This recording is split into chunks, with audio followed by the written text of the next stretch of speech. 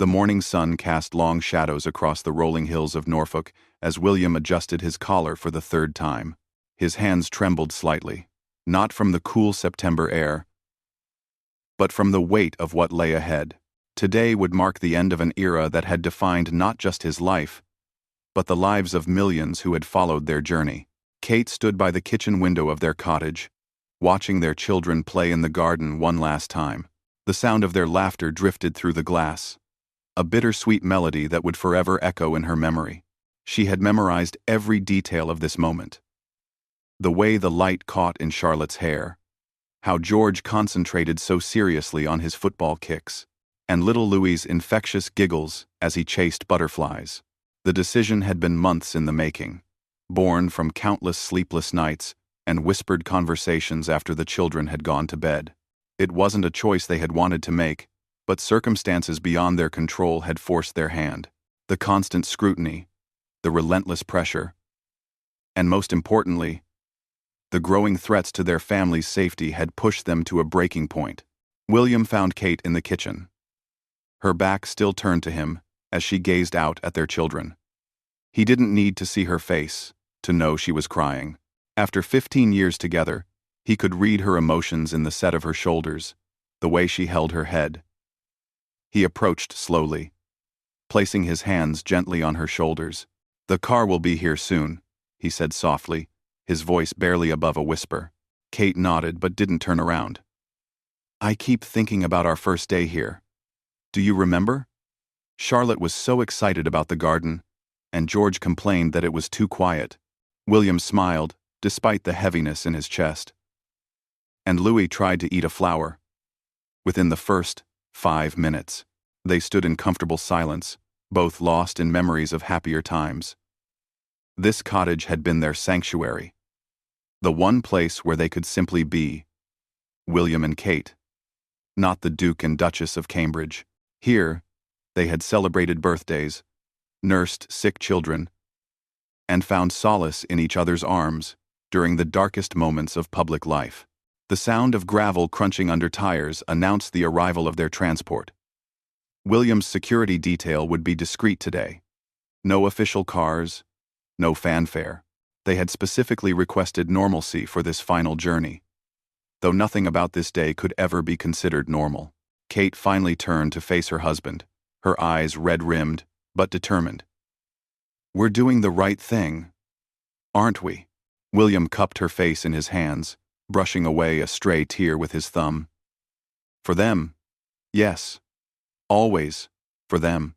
Their children burst through the back door, unaware that their lives were about to change forever. George, debated. George, now 12, had begun to understand the weight of his future role. But Charlotte and Louis remained blissfully innocent of the complexities that surrounded their family. "Mummy, are we really going on an adventure?" Charlotte asked, her eyes bright with excitement. Kate knelt down to her daughter's level, forcing a smile. "Yes, darling. A very long adventure." Louis, barely 4, wrapped his arms around his mother's neck. "Will there be ice cream on this adventure?" Despite everything, Kate laughed. "I think we can arrange that." The family gathered their few personal belongings, items that couldn't be replaced, memories that couldn't be left behind. William carefully packed a small wooden box containing letters from his mother, Diana, and a pressed flower from their wedding bouquet. Kate folded away a baby blanket that had comforted each of their children, along with a photograph of the 5 of them taken just last Christmas. As they prepared to leave, William took one last walk through the cottage. Each room held 1,000 memories. The living room where they had watched countless films as a family, the dining room where they had hosted quiet dinner parties with close friends, the master bedroom where they had held each other through grief and celebrated joy. In his study, William paused at his desk, where he had written his resignation letter months ago. The words had been carefully chosen, each sentence crafted to protect his family, while explaining their decision to the world. It had been the hardest thing he had ever written, harder even than his wedding vows or the speech he had given at his mother's memorial service. Kate was saying goodbye to the staff, who had become like family to them. Margaret, their housekeeper, had tears streaming down her weathered cheeks as she hugged each child one final time. Thomas, their gardener, pressed a small packet of seeds into Kate's hands. "From the roses you loved so much, Your Royal Highness," he said, his voice thick with emotion. "So you can plant them wherever you go." The moment had arrived. The family climbed into the waiting car, their children chattering excitedly about their journey, while William and Kate sat in stunned silence. As they drove away from the cottage, Kate turned for one last look at the place that had been their home, their refuge, their world.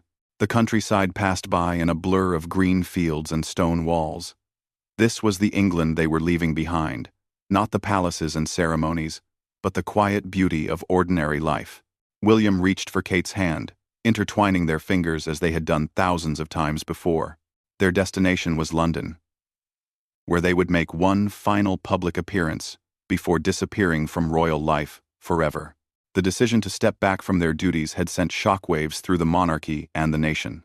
Some understood their choice, recognizing the impossible position they had been placed in, while others felt betrayed by their departure. The car pulled up to a service station for fuel, and, for a brief moment, they experienced something they hadn't felt in years: anonymity. People walked past their tinted windows without a second glance, going about their daily lives without knowing that history was being made just feet away. George looked up from his book, suddenly serious. William considered the question carefully. How do you explain to a 12-year-old that sometimes loving someone means letting them go? How do you tell your son that the family legacy he was born to carry might be too dangerous for him to bear? "I don't know, George," William answered honestly. "But wherever we go, we'll be together. That's what matters most." Charlotte, ever the diplomat even at 7, tried to lighten the mood. "At least we won't have to wear those stuffy clothes anymore." Kate smiled, remembering her daughter's complaints about formal events and protocol. "No more curtsying lessons either." "Thank goodness," Charlotte declared dramatically, making Louis giggle. As they continued their journey toward London, William reflected on the path that had brought them to this moment. His childhood had been shaped by duty and tragedy. His young adulthood by the constant struggle to balance personal happiness with public obligation. Meeting Kate had been his salvation, giving him the strength to face a future he had never truly wanted. Their courtship had been conducted under intense scrutiny, every date analyzed, every gesture interpreted for hidden meaning. Their wedding had been a global celebration, watched by billions who saw in their love story a modern fairy tale. But fairy tales, William had learned, rarely address the complicated reality of living in the public eye. The births of their children had brought immense joy but also increasing concern for their safety and well-being. Every public appearance required extensive security planning. Every school event was complicated by protocol and protection details. Their children couldn't have playdates without background checks on other families, couldn't attend birthday parties without advanced security sweeps. The breaking point had come 3 months ago, when credible threats against their family had reached a level that made normal life impossible. The children couldn't leave their home without armed guards, couldn't play in their own garden without surveillance teams watching from hidden positions. Kate had found Louis hiding under his bed one morning, too frightened by all the serious-faced strangers in their house to come out for breakfast. That night, as they held each other in bed, William and Kate had made the decision that would change everything. Their children's childhood, their innocence, their right to a normal life. These things were more important than duty, more precious than tradition, more valuable than the crown itself. The conversation with his father had been devastating.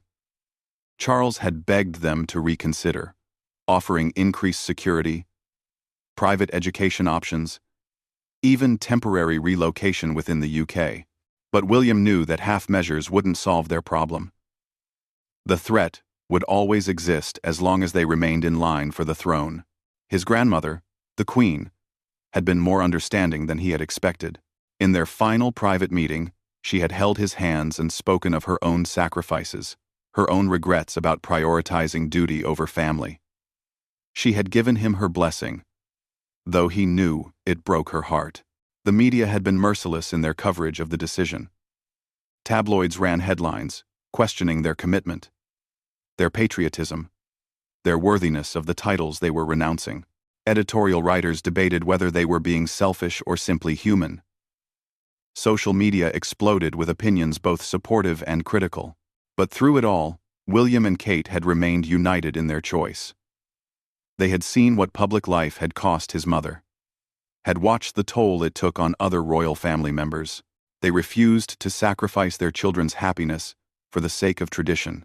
As the London skyline came into view, William felt a mixture of relief and profound sadness. Relief that their ordeal was almost over. Sadness for all they were leaving behind.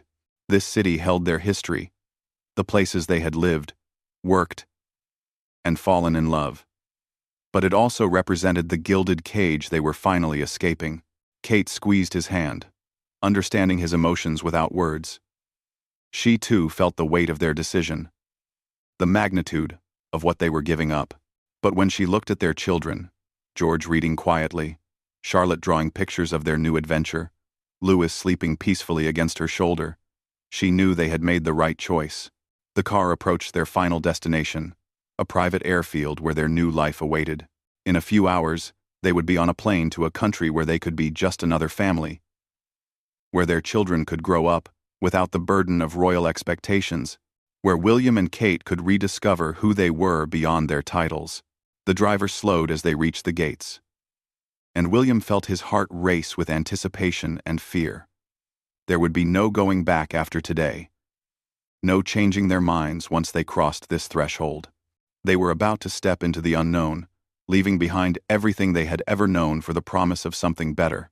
As the car came to a stop, William turned to Kate one final time. In her eyes, he saw a reflection of his own feelings, love, determination, and unshakable faith in their decision. Whatever challenges lay ahead, they would face them together, as they always had. The door opened, and they stepped out into their new beginning. The private jet hummed steadily through the clouds, as William stared out the small window at the landscape below. England was getting smaller with each passing minute. The familiar patchwork of fields and villages gradually disappearing into the distance. Beside him, Kate held Louis on her lap while he slept, her free hand gently stroking their youngest son's hair. It had been 6 hours since they left London, and the weight of their decision was finally beginning to settle in. There had been no fanfare at their departure, no photographers capturing their final moments on British soil, just a small group of trusted staff members who had helped them through this transition, and a few security personnel who would escort them to their new home. George sat across the aisle, his face pressed to the window as he watched the ocean stretch endlessly below them. At 12, he was old enough to understand that this journey meant more than just a family vacation. He knew they weren't coming back, at least not as the people they had been. "Papa," George said quietly, not wanting to wake his little brother.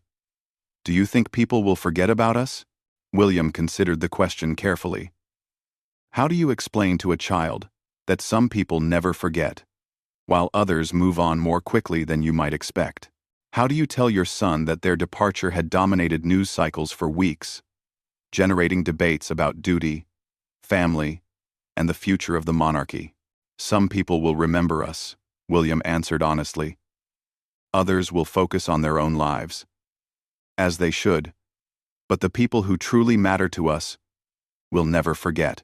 Kate looked up from Louis, her eyes meeting William's across the narrow aisle. They had talked endlessly about how to help their children process this change, how to maintain stability while their entire world shifted beneath their feet. Child psychologists had advised them to be honest but age-appropriate, to acknowledge their feelings while emphasizing the positive aspects of their new beginning. Charlotte emerged from the small cabin bathroom, having changed into more comfortable clothes for the long flight. She had been remarkably adaptable throughout this process, asking practical questions about their new home and showing little of the anxiety that William had expected.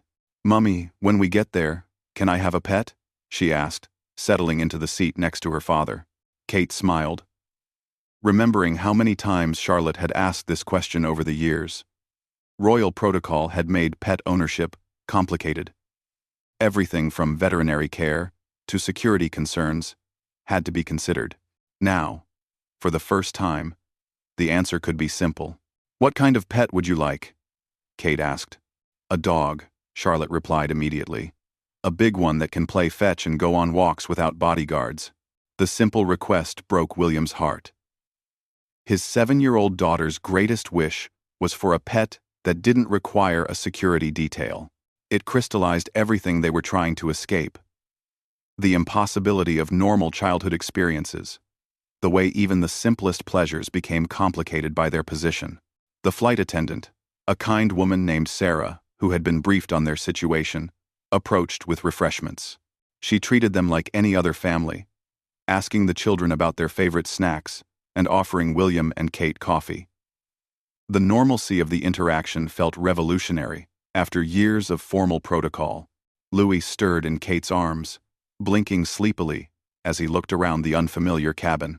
At 4, he had adapted to this journey with the resilience that young children possess, treating it as an exciting adventure rather than a life-changing departure. "Are we there yet?" Louis asked, his voice still thick with sleep. "Not yet, my love," Kate replied, kissing the top of his head. "But we're getting closer." William retrieved a tablet from his carry-on bag, queuing up one of Louis's favorite movies to help pass the time. As the opening credits began to play, he marveled at how such a simple act, choosing a movie for his son, had once required consultation with staff members concerned about appropriate royal viewing. The captain's voice came over the intercom, announcing their current position and expected arrival time. They were crossing into Canadian airspace now, approaching the country that would become their new home. William and Kate had chosen Canada after careful consideration. It remained part of the Commonwealth, meaning their transition would be slightly less complicated legally, but it also offered the privacy and distance they desperately needed. The location of their new home was a closely guarded secret, known only to a handful of trusted individuals. They would be living under new names, with new identities carefully crafted to allow them to blend into their community. William would be known as William Cambridge, a writer working on historical biographies. Kate would be Catherine Cambridge, a photographer specializing in nature and landscape work. The children would attend local public schools under their new surnames, something that had required months of preparation and coordination with Canadian authorities. George had been worried about making new friends, while Charlotte was excited about the prospect of a classroom where she wouldn't be treated differently from other children. As the flight continued, William found himself thinking about the people they had left behind. His father would be struggling with their departure, feeling abandoned and betrayed despite his intellectual understanding of their choice. His brother Harry would be dealing with increased scrutiny and pressure as the focus shifted to him and his family. Most of all, he thought about his grandmother, Queen Elizabeth, who had lived her entire life in service to duty and country. Their private goodbye had been devastating for both of them. She had held him close, whispering words of love and understanding, while her own heart broke for the choice he felt compelled to make. "She gave me this," Kate said softly, pulling a small velvet pouch from her purse.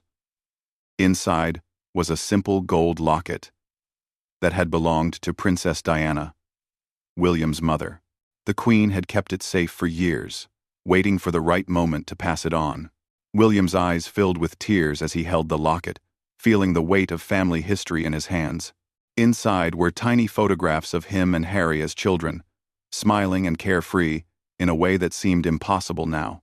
"She wants you to remember that love doesn't require titles," Kate continued, repeating the Queen's exact words. "And that sometimes the greatest service to family is knowing when to put their happiness first."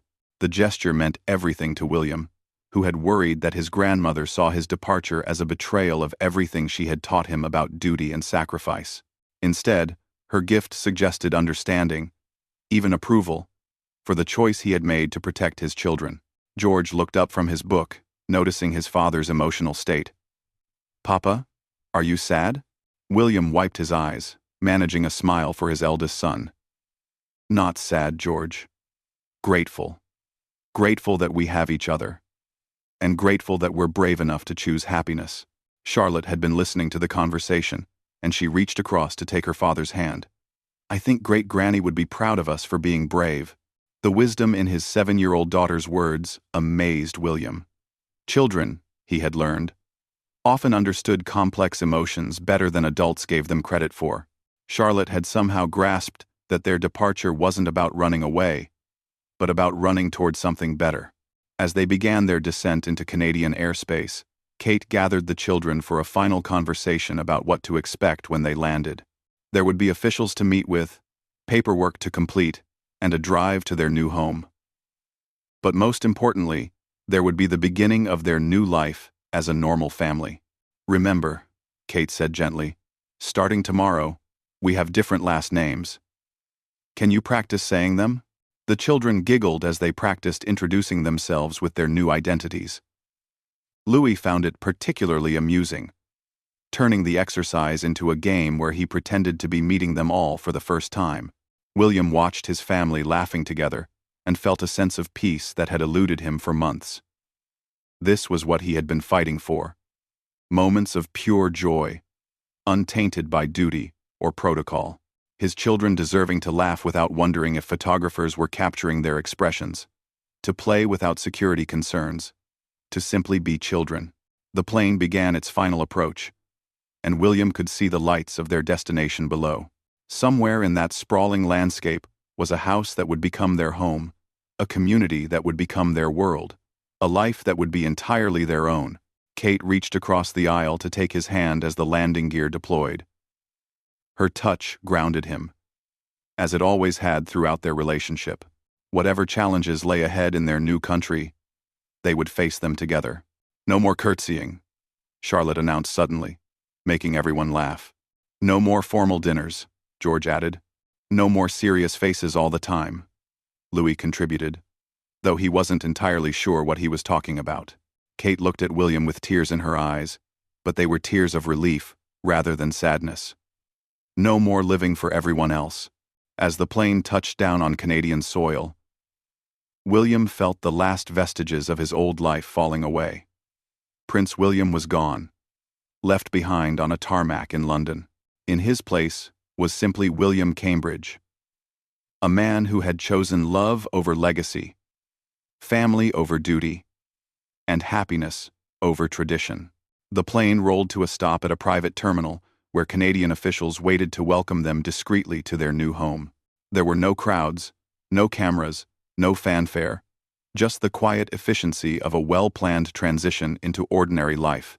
As they prepared to disembark, William took one last look around the cabin that had carried them between their old life and their new one. In a few minutes, they would step onto Canadian soil as private citizens, free to build whatever future they chose. George was the first to unbuckle his seatbelt, eager to begin this new adventure. Charlotte gathered her stuffed animals, making sure none were left behind.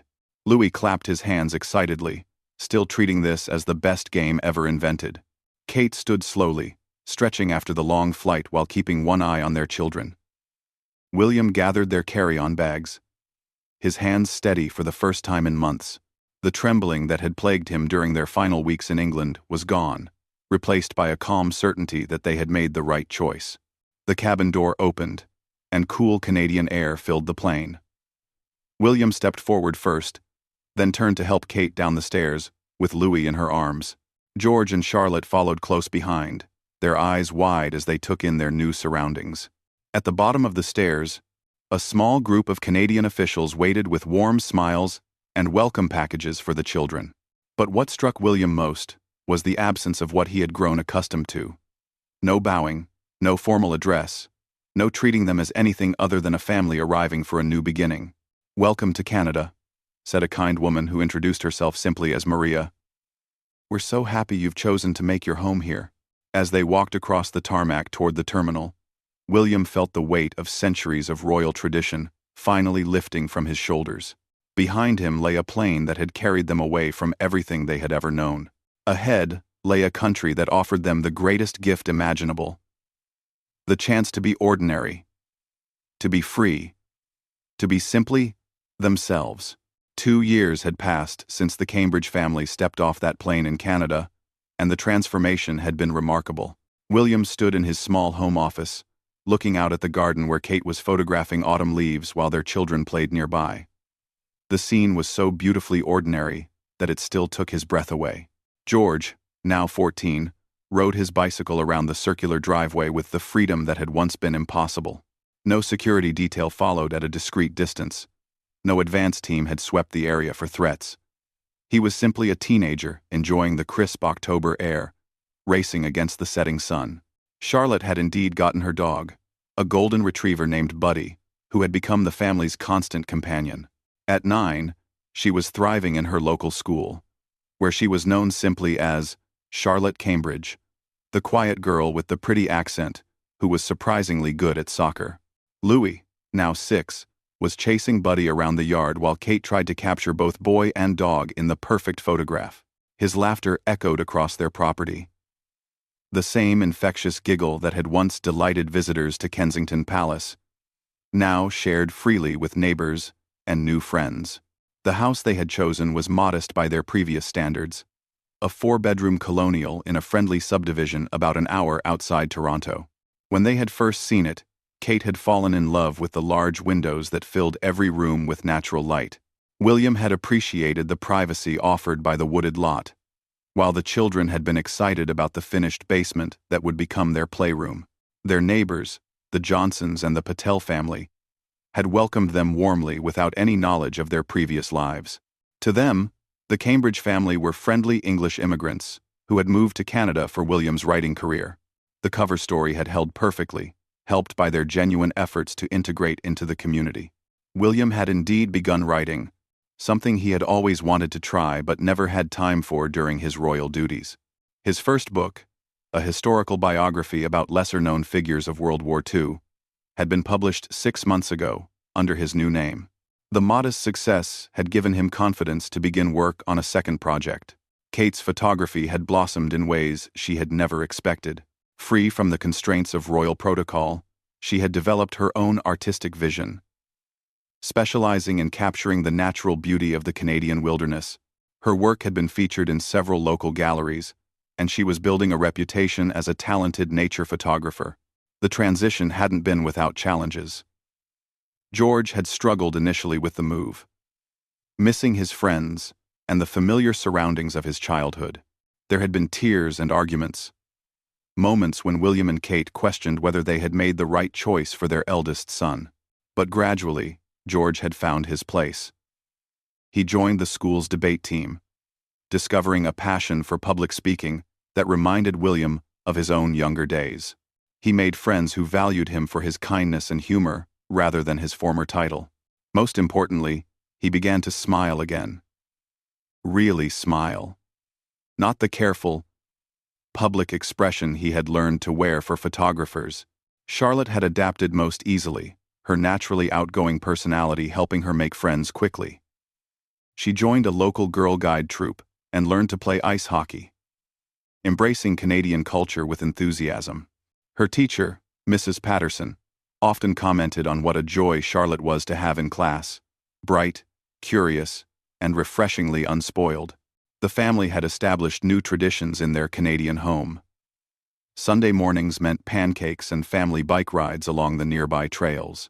Evenings were spent around the dinner table sharing stories from their days, no formal protocol dictating conversation topics.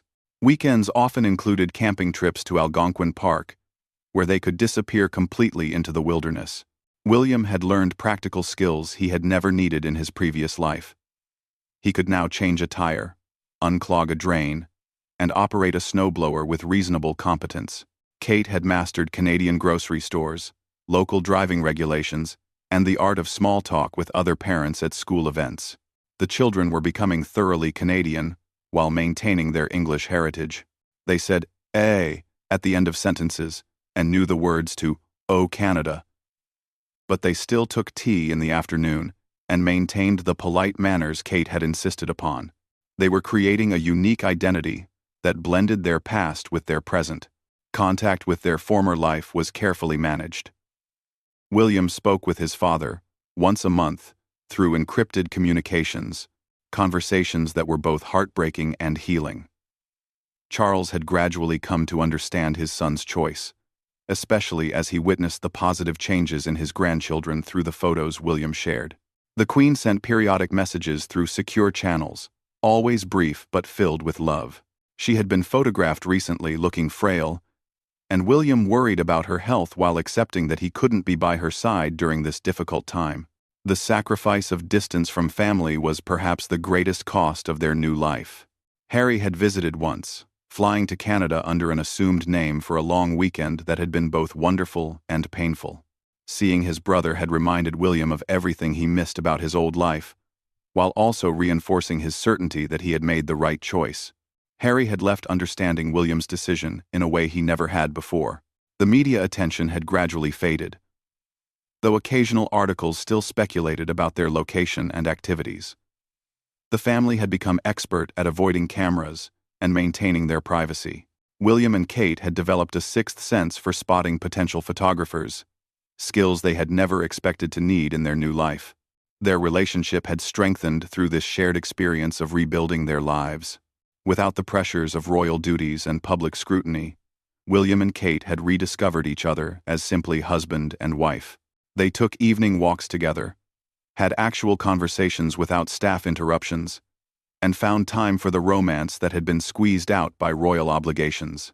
The children had grown closer as well, united by their shared experience of starting over. George had become protective of his younger siblings in a way that touched William's heart. Charlotte looked out for Louis at school, while Louis brought joy and laughter to moments when the family missed their old life. William had been working in his office when he heard Kate call his name from the garden. He looked out to see her pointing at the sky, where a flock of geese was flying south for the winter. It had become a family tradition to watch the migration, a reminder that change could be natural and beautiful rather than frightening. "Come quickly," Charlotte shouted. "They're flying right over our house." The entire family gathered in the backyard, faces turned toward the sky as hundreds of geese passed overhead in perfect formation. Louis tried to count them, while Buddy barked excitedly at the strange visitors. George pulled out his phone to capture the moment, a habit he had developed since becoming interested in wildlife photography like his mother. "Make a wish," Kate said, continuing a tradition she had started during their first Canadian autumn. William closed his eyes, but realized he had everything he could wish for. His children were healthy and happy. His wife was pursuing her passions and thriving in ways that royal life had never allowed. He was writing books that mattered to him, contributing to the world through his words, rather than his title. When he opened his eyes, he found Kate watching him with a knowing smile. She understood that these moments of simple family joy were what they had sacrificed everything to achieve. The geese continued their journey south, and the Cambridge family stood together under the vast Canadian sky, finally free to live the life they had chosen. That evening, after the children were asleep, William and Kate sat on their back deck with cups of tea, wrapped in blankets against the cool autumn air. The stars were clearly visible here, away from the light pollution of major cities, and they had learned to identify constellations that were harder to see from England. "Any regrets?" Kate asked, a question they posed to each other periodically during their adjustment to their new life. William considered carefully before answering. "I regret that my grandmother is getting older without us there. I regret that George will never have the relationship with his grandfather that I had with mine. I regret that we can't share this happiness with the people who loved us before we were anybody special." Kate nodded, understanding the complexity of his emotions. "But the children? No regrets there," William said firmly. "Look at them. Really. Look at them. Have you ever seen them this happy? This free? This genuinely themselves?" Kate smiled, remembering Charlotte's unbridled joy when she scored her first goal in hockey, or George's excitement when his essay won a school competition, or Louis's delight in making friends with the neighborhood children who came to play in their yard. "They're going to grow up believing they can be anything they want to be," Kate said. "Not because of who they were born to be, but because of who they choose to become." As they prepared for bed that night, William reflected on the journey that had brought them to this moment. The man who had once been second in line to the throne now helped his youngest son brush his teeth and read bedtime stories without worrying about maintaining royal dignity. The woman who had once curtsied to queens now helped her daughter with homework and cheered from the sidelines at soccer games. Their silent farewell to royal life had indeed touched millions of hearts, but perhaps none more than their own. In choosing to walk away from everything they had been given, they had discovered everything they had been missing. They had traded a life of service to duty for a life of service to love, and in doing so, had found a happiness more precious than any crown. As William turned off the lights and settled in beside Kate, he listened to the sounds of their Canadian home, the old furnace clicking on, the wind through the maple trees, the distant sound of geese still traveling south. These were the sounds of ordinary life, the soundtrack to the extraordinary gift of being exactly who they chose to be. Tomorrow would bring new challenges and new joys. Charlotte had a hockey game. George was presenting his science project, and Louis was excited about a field trip to a maple syrup farm. William had a deadline approaching for his second book, and Kate was preparing for a gallery showing of her latest photographs. They were the plans of a normal family living a normal life, and they were more precious than any royal engagement could ever be. The Cambridge family had found their way home, not to a palace or a country, but to each other, and the beautiful simplicity of choosing love over everything else.